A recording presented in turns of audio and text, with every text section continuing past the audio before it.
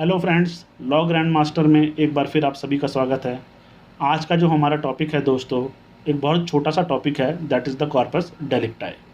जो dead body of the deceased होती है फ्रेंड्स, उसको कॉर्पस डेलिक्टाई कहते हैं। यानी corpus delicti is the dead body of the deceased. अब ये इंपॉर्टेंट क्यों है?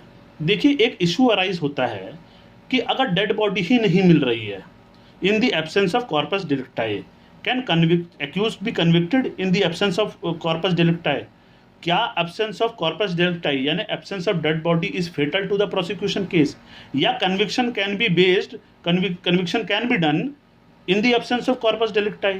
तो देखिए, लॉ इसके ऊपर बिल्कुल सटल्ड है।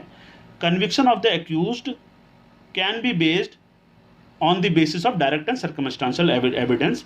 और अगर डायरेक्ट एंड सर्कमस्टांशियल एविडेंस, अब या हो सकता है या तो डायरेक्ट एविडेंस अवेलेबल होगा, प्रोसिक्यूशन करवाएगी, या on the basis of circumstantial evidence होगा। लेकिन if it is proved beyond doubt by the prosecution that it is the accused who is guilty for the murder of the victim, तो इन such case अगर corpus डेलिक्टाई नहीं भी मिल रही है, अगर dead body हमें नहीं भी मिल रही है, तो भी accused can be convicted on the basis of such evidences. लेकिन prosecution has to prove beyond reasonable doubt.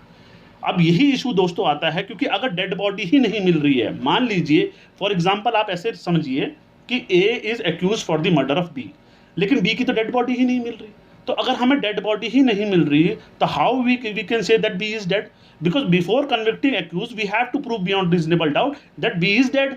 First we have to prove B is dead, and then we have to prove that it is A who has committed the murder of B, and that is also beyond reasonable doubt.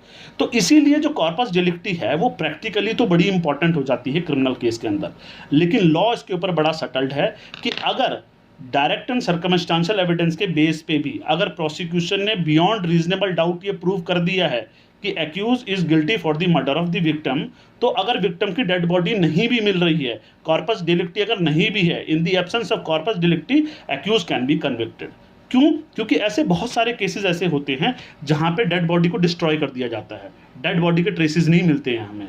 हालांकि practically ऐसे cases में prove करना तो बड़ा मुश्किल हो जाता है, एक्यूज के गिल्ट को प्रूव करना बड़ा मुश्किल हो जाता है, लेकिन फिर भी द लॉ इज कि अगर प्रोसिक्यूशन फिर भी स्टैब्लिश कर दे on the basis of direct और सर्कमस्टेंशियल एविडेंस कि accused is guilty for the murder of the victim, so हम in the absence of corpus delicti his conviction can be done.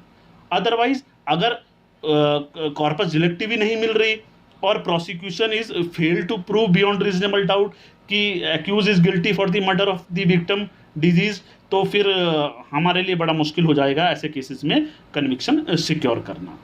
यही कॉर्पस डेलिक्टा का relevance है friends. Thank you.